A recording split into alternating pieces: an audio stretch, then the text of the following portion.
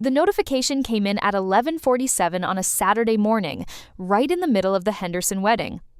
I was crouched behind a rosebush, trying to catch the exact moment the flower girl tripped on her dress, which was adorable, by the way, when my phone buzzed in my vest pocket.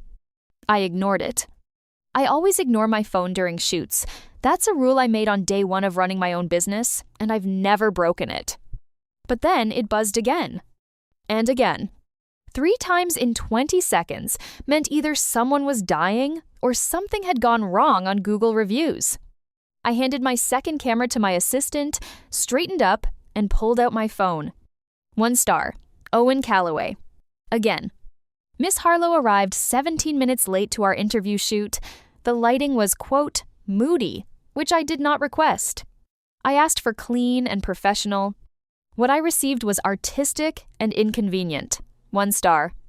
17 minutes. I had been 14 minutes late, actually, because there had been a deer on Route 9, and I had refused to honk at it because it was a deer, and it had looked scared, and some things matter more than punctuality. But Owen Calloway wouldn't understand that. Owen Calloway was the editor of the Millbrook Gazette, the town's only newspaper, which he ran with the kind of grim precision usually reserved for military operations and Swiss train schedules. He had hired me 3 times over the past year. 3 times because the Gazette needed photos of town events, of local businesses, of the Maple Festival that brought in tourists every October. And 3 times he had left me a 1-star review within 48 hours of payment. The first one said my angles were unnecessarily dramatic. The second said I had an apparent disregard for straightforward composition. The third today's complained about 17 minutes and mood lighting. I had, generously, not responded to any of them. I had, less generously, started referring to him in my phone contacts as 1-star Owen. The flower girl tripped again. I put my phone away and went back to work. I moved to Millbrook, Vermont 2 years ago, which is the kind of decision that sounds romantic when you explain it to people from cities. Oh, you just packed up and left Boston? Just like that? Yes, just like that. After my business partner took our shared client list and my ex-boyfriend took our shared apartment, and the universe seemed to be suggesting, with some urgency, that I needed to start over somewhere that didn't smell like ambition and takeout containers. Millbrook was my grandmother's town. I'd spent summers here as a kid, shooting everything I could find with a disposable camera, the covered bridge, the general store, the old mill that gave the town its name. I'd forgotten how much I loved it until I was standing in the parking lot of my Boston apartment building with 3 boxes and a camera bag and absolutely nowhere to go. My grandmother had left me her house when she died the previous spring. A white cape with green shutters on Birch Street, with a dark room in the basement that she'd built herself in 1974. I took it as a sign. Millbrook took me in with the particular warmth of a small town that has slightly too many empty storefronts and is relieved when anyone young shows up willing to stay. Everyone except Owen Calloway, who seemed to view my presence as a mild inconvenience he was professionally obligated to endure. We had met at the town's fall festival, technically. Or rather, I had photographed him without knowing who he was, which he later described in his first review as an invasion of professional privacy, which I still don't entirely understand. I'd been shooting the festival Golden Light, Apple Cider Steam, Children with Face Paint, when I spotted a man standing at the edge of the crowd looking like he was attending a funeral he hadn't RSVP'd to. He was tall, with dark hair that needed a cut, and the kind of jaw that looks like it was designed specifically to look good in photographs. He was wearing a wool coat that was slightly too formal for a maple syrup festival and holding a notebook, and he was frowning at the crowd with the focused intensity of someone solving a difficult equation. I took the photo because he was compositionally interesting. Tension in the middle of joy. It's the kind of contrast that makes images feel real. I didn't know his name until he called me the next week to hire me for the Gazette. "You're the new photographer," he said, without introduction. "Jade Harlow." "That's me," I said. "I've seen your work on the town board's social media. It's competent." Competent. I told myself he meant it as a compliment. Our first shoot was the opening of a new bakery on Main Street. I showed up with my equipment. set up near the front window where the morning light came in at an angle that turned everything gold, and started shooting. Owen arrived 12 minutes into the shoot, stood in the doorway, and said, "Why are you shooting from that angle?" "The light," I said. "I need photos for a newspaper article, not an art exhibit. The light makes the bread look warm and real. People will want to come in and buy it. People want to know what the bakery looks like. They want to feel something about the bakery." He looked at me for a long moment, the way someone looks at a piece of furniture they're not sure will fit through the door. "Carry on," he said finally. The photos ran on the front page. The bakery had its best opening week in its history. The owner, Patricia, told me later that 3 people had come in specifically because of the photos. Owen Calloway left me a 1-star review that said my angles were unnecessarily dramatic. I had a system for dealing with him. Step 1, read the review. Step 2, make a cup of tea. Step 3, sit at my grandmother's kitchen table and look out at the backyard, which had an apple tree that had been there since before I was born.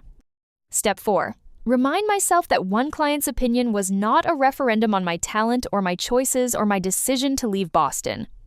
Step 5, go back to work. It worked, mostly. Except sometimes, late at night, when the town was quiet and the reviews were fresh, I would lie in my grandmother's bed, which was too soft and smelled faintly of her lavender soap, and wonder if Owen Calloway was right about me. Not about the lighting. I knew the lighting was good. But about the instinct, the stubbornness, the way I kept doing it my way even when clients wanted something different. My business partner in Boston had said the same thing, in the end. "You're not a commercial photographer, Jade. You're an artist who can't figure out how to let the art go." He'd said it right before he took the client list. So maybe it wasn't entirely wrong. The Henderson wedding turned out beautifully. I delivered the gallery on a Tuesday, and by Wednesday morning, the bride had sent me a voice memo crying about the photos of her grandmother, and by Thursday, I had 2 new inquiries from people who'd seen the gallery shared online. I was celebrating with a second cup of coffee and a toasted English muffin when my phone rang.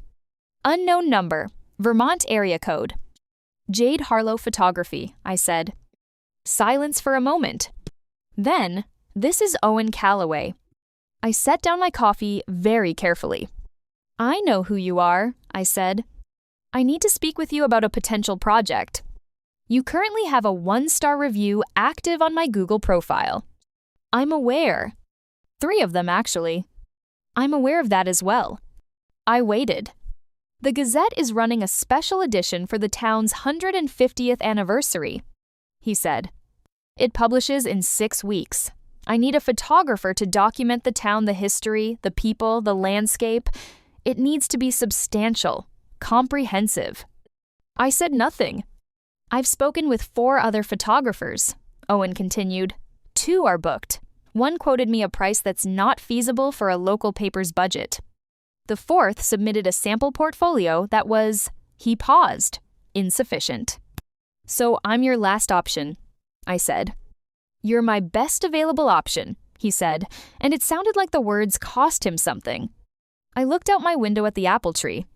The light was coming through the leaves in that particular Vermont October way, amber and clean and somehow both sharp and soft at the same time, and I thought about my grandmother, who had loved this town with the kind of love that doesn't require explanation. "Send me the project brief," I said. He sent it within the hour. It was 11 pages long. 11 pages, single-spaced, with section headers and a bibliography and a timeline broken down into 4-hour increments. I read it twice. Then I called my friend, Priya, who ran the yoga studio on Elm Street and was my primary source of emotional support and reality checking in Millbrook. "He sent me an 11-page brief," I said. "For a photo project?" "For a photo project. It has a bibliography." "What's in the bibliography?" "Books about documentary photography. And 1 article from the Columbia Journalism Review." Priya was quiet for a moment. That's either the most insufferable thing I've ever heard, or he's trying really hard. It's the most insufferable thing I've ever heard. Could be both, she said. We met at the Gazette office on a Thursday afternoon to go over the brief in person. The Gazette office was on the second floor of a building on Main Street that also housed a real estate agency and an insurance broker. It smelled like old paper and printer ink and, faintly, like coffee that had been sitting on a burner for too long. Owen was at his desk when I arrived, on the phone, gesturing at me to sit down. I sat. I looked around the office while I waited. It was organized to a degree that felt almost aggressive. Every stack of paper was perfectly squared. Every pen was in a cup, point up. There was a framed front page on the wall from 1,987 times Millbrook celebrates 125 years times, and next to it, a photograph I recognized as a print from the town archives. A black and white image of Main Street in 1920, horses and mud, and a general store that still stood in slightly different form on the corner. And on the desk, half hidden under the edge of a file folder, a photo. Not framed, just a snapshot, the kind you print at a drugstore, slightly curled at one corner. It was a picture of an older man and a boy, maybe 10 years old, standing in front of what looked like a covered bridge. The boy was laughing at something off camera. I looked away before Owen got off the phone. The core concept, he said, setting down his phone and picking up the brief, is a portrait of the town as it exists right now, in its 150th year. Not a celebration, a document. What's the difference? I asked. A celebration tells people what they want to feel. A document tells people what's true. I looked at him. That's actually what good photography does, I said, carefully. He looked back. Yes, he said, which is why I called you. I wasn't sure what to do with that. There are 12 locations I want covered, he continued. The mill, the covered bridge, the library, the elementary school, the farmer's market, the cemetery. The cemetery? Millbrook has 412 documented residents buried there, some going back to 1,790. It's part of the town's history. I know. I photographed it. I paused. My grandmother is buried there. Something shifted in his expression. Not much. Just slightly. I'm sorry, he said. She'd have loved this project, I said. She photographed this town for 40 years. He was quiet for a moment. Eleanor Harlow, he said. I looked up. You knew her? She sold photographs to the Gazette for 30 years. My predecessor published her work regularly. He paused.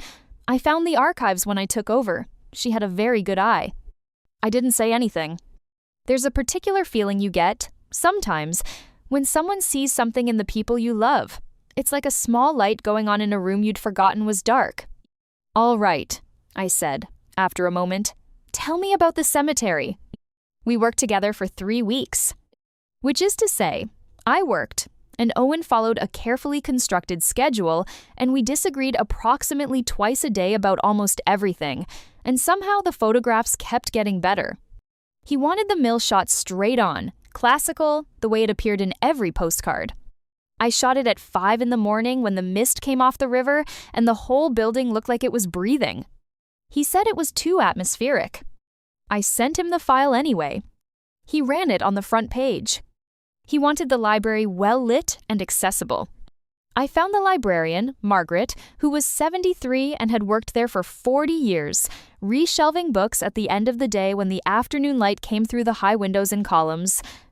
And I photographed her in that light, her hands full of books, looking up at the shelves with the expression of someone still finding them interesting. He said it was sentimental. He ran it as a full-page spread. We fought about the covered bridge.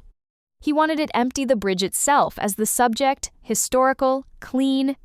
I wanted it with the Kowalski family, who walked across it every Sunday morning on the way to church, and had for 20 years, because a bridge is not a bridge without people crossing it. We argued for 20 minutes in the parking lot of the general store in the October cold, our breath making small clouds in the air between us. The bridge is the subject, he said. The people are the subject, I said. The bridge is where they are. This is a documentation project, not a human interest story. All documentation is a human interest story. That's the whole point. He looked at me, and for a moment I thought he was going to say something sharp and precise that would end the conversation.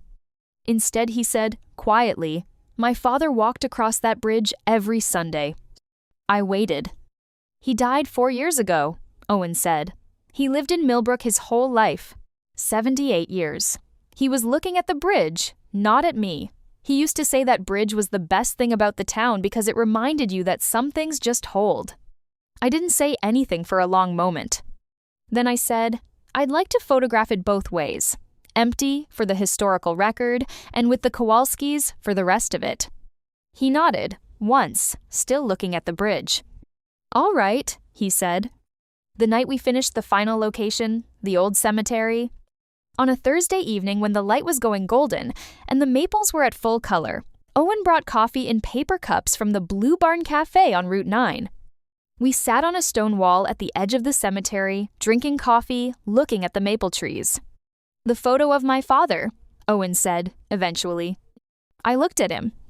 "On your desk," I said, "the covered bridge." He took me there every summer when I was a kid, said it was the best place to think. He wrapped both hands around his cup. I came back here after he died, took over the paper. It felt like the right, he stopped. It felt like something he'd understand. I thought about my grandmother's darkroom in the basement, the smell of developer solution, her hands moving through the dark. "Yes," I said, "I know what that's like." He looked at me sideways, not a challenge this time, something more careful. "You're very good," he said, "at what you do." "I know," I said.